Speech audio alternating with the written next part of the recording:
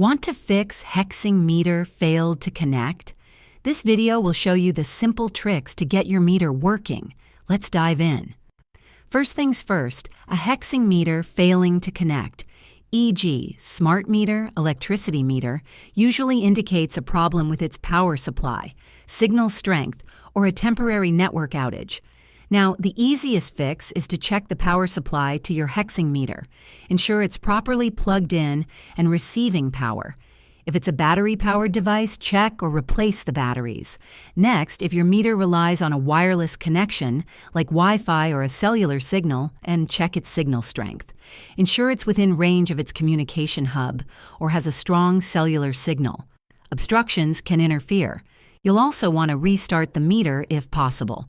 This might involve briefly disconnecting its power or pressing a reset button if available. Consult your meter's manual or your utility provider. If the meter connects to a specific home network, restart your Wi-Fi router and modem.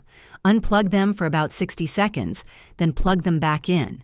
Finally, if the problem persists, it's highly likely to be an issue on the utility provider's side, e.g., a network outage, a problem with their remote communication system, or a faulty meter.